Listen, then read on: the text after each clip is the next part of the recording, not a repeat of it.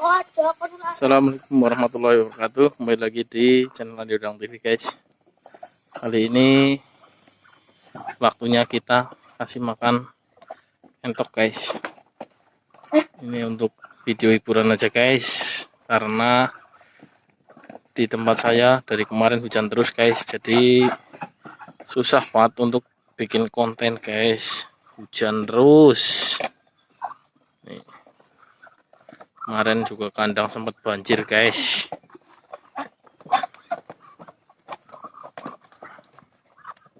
Ini pakan yang saya gunakan hari ini guys, katul, potongan daun pepaya sama keong sawah guys. Saya campur jadi satu, terus tambah konsentrat telur.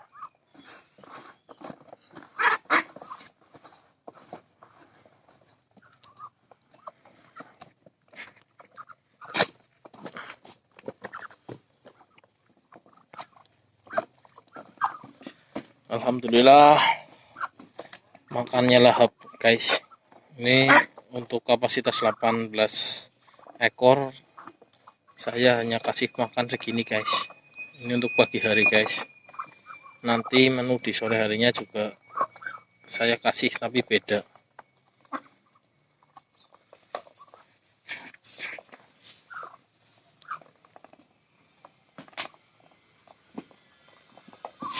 Untuk pakanan tambahan sebaiknya kita harus rajin-rajin mencari guys. Kalau di sistem peternakan untuk ini guys, kalau full pakai pakan beli kita bakal tipis banget guys, bahkan bisa rugi guys, nggak dapat untung. Makanya kadang kalau ada daun pepaya atau tegok pisang atau sayuran sisa pasar itu loh guys, itu bagus guys buat tambah-tambah nutrisi juga guys. Keong sawah, karena akhir-akhir ini di tempat saya juga harga katul nggak ada turun-turunnya guys. Walaupun panen raya harga katul tetap mahal guys. Jadi kita harus rajin-rajin berinovasi guys untuk pakan entok kita guys. Bagaimana caranya kita bikin pakan semurah mungkin tapi hasil maksimal ya guys. Ya, kita sama-sama belajar guys. Karena kalau full pakan beli susah ketemu guys, jujur aja susah ketemu. Kita nggak usah dipungkiri, karena mungkin di konten-konten yang lain itu hanya judul sukses ternak, tapi yang kita alami di lapangan itu susah banget guys. Susah untuk ketemu kalau pakan beli guys. Kalau kita nggak inisiatif bikin pakan sendiri guys, aduh berat guys. Makanya faktor utama peternak endok bagi para pemula sebaiknya itu pakan guys. Kalau kita udah siap pakan, masalah indukan itu gampang guys. Yang nomor satu itu kandang dulu guys. Kita siapin kandang dulu. Nanti kalau kandang sudah siap, sudah standar, baru kita siapkan nomor 2 itu pakan guys. Jangan keburu-buru kita beli entoknya dulu guys, baru mikir pakan. Jangan guys, itu termasuk salah guys. Kalau memang nanti menjurusnya ke bisnis guys, lebih baik itu pikirkan dulu pakan guys. Kita inovasi dulu pakan. Kalau masalah entok, insya Allah masih di lingkungan kita, di daerah-daerah Anda semua mungkin entok yang berkualitas masih banyak banget guys. Jadi nggak usah takut kita kehilangan cari bibit lah. Jadi faktor-faktor utama yang kita harus lakukan adalah kandang. Yang pertama harus standar minim-minim. Gimana cara agar kandang itu tidak bau. Habis itu baru kita siapkan pakan. Bagaimana kita punya cadangan pakan yang cukup untuk kapasitas berapa ekor, baru kita siapin indukan guys. Jadi jangan bagi para pemula itu jangan keburu-buru langsung ke beli indukan gitu guys. Karena nanti di tengah jalan kita berat dipakan guys. Kalau bisa itu persiapan dulu, itu jauh-jauh hari itu pakan. pakan kita siapin dulu. Kalau udah benar-benar pakan udah siap, baru kita lakukan persiapan indukan. Karena indukan cari masih gampang guys. Salah satu perawatan juga yang harus dilakukan itu guys, itu adalah anak kandang saya itu guys, itu sedang membersihkan itu. Ini kandang, walaupun ini kandang entok guys tempat saya ini, tapi bersih insya Allah guys. Tuh kering, paling kalau lagi hujan lebat kayak kemarin baru banjir guys, tapi kering, bersih. Tuh, ini juga salah satu fungsinya guys, kalau kebersihan kandang jauh dari penyakit guys. Kalau kita sudah pintar mengolah pakan guys, stok pakan kita melimpah, bahkan kalau bisa pakan yang kita dapat itu dengan pengeluaran yang minim, insya Allah itu baru ketemu guys. Tapi kalau kita semua pakan beli, susah, karena harga entok itu nggak ada naik, nggak ada itu guys, kenaikannya juga lambat. Jadi kalau pengen dapat hasil yang lumayan, paling kita harus pintar-pintar mengolah pakan guys.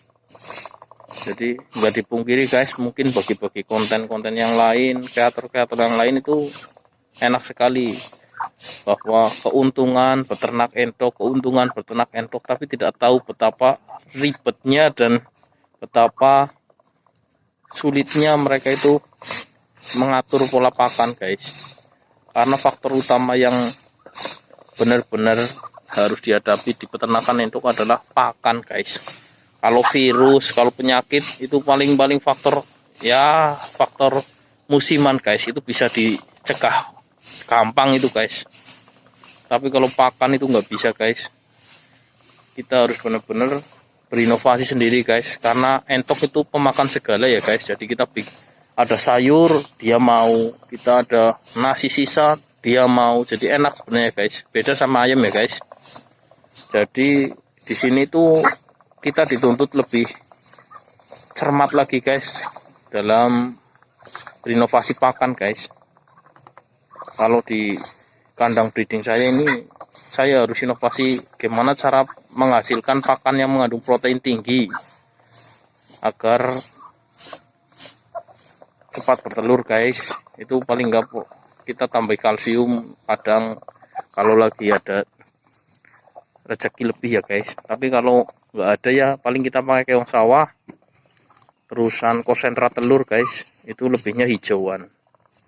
Pakai tepung pisang juga, setiap hari saya pakai tepung pisang guys. Jadi untuk bekatulnya itu hanya untuk berapa persen saja guys, nggak banyak. Jadi untuk pengeluaran dari pakan katul itu kita nggak terlalu over guys. Apalagi nanti kalau kita sudah bisa bikin siklus telur guys, itu lebih mudah lagi guys. Karena kebetulan di kandang saya ini lagi indukan muda guys, jadi belum bisa siklus kapan menetas telurnya guys. Masih ada yang bertelur, ada yang enggak gitu loh guys. Kalau indukan tua mungkin udah bisa dijadwal guys. Indukan A kapan bertelur, indukan B kapan menetas, indukan C kapan mulai mengerami.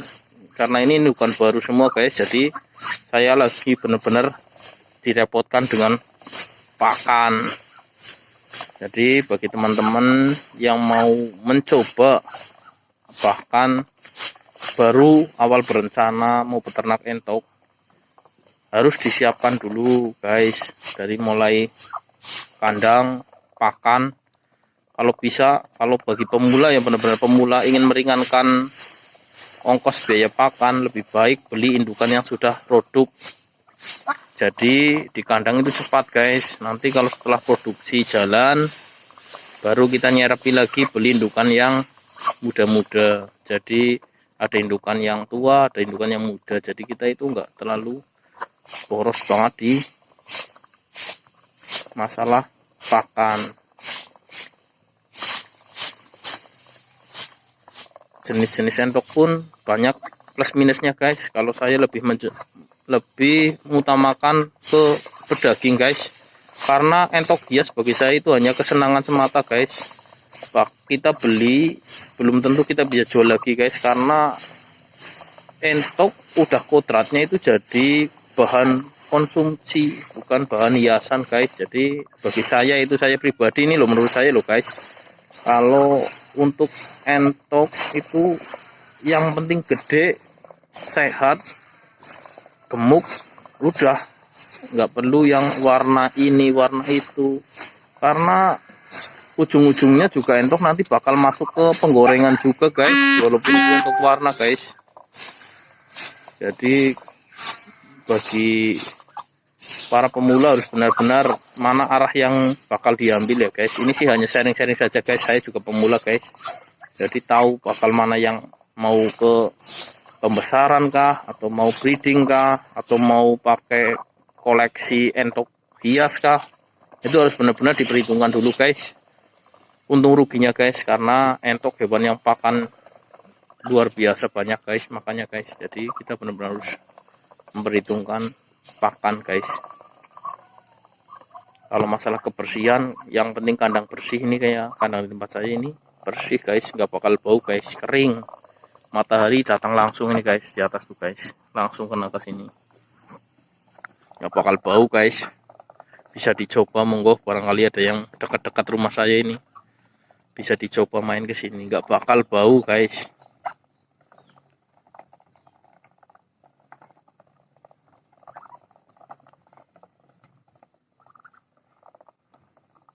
Perawatannya mudah banget guys kalau entok guys, nggak perlu repot. Bagi yang punya kesibukan apapun masih bisa.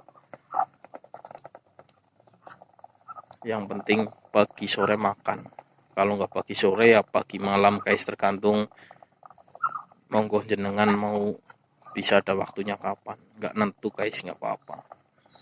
Yang penting tetap air nggak boleh telat guys. Ya mungkin untuk video kali ini hanya cukup berbagi ilmu dan sharing aja ya guys. Jadi biar tambah tahu guys berapa repotnya, seberapa beratnya itu para peternak-peternak entok berjuang ya guys. Semoga peternakan entok di Indonesia semakin maju, semakin jaya, dan semakin berkembang pesat. Ya, terima kasih. Assalamualaikum warahmatullahi wabarakatuh.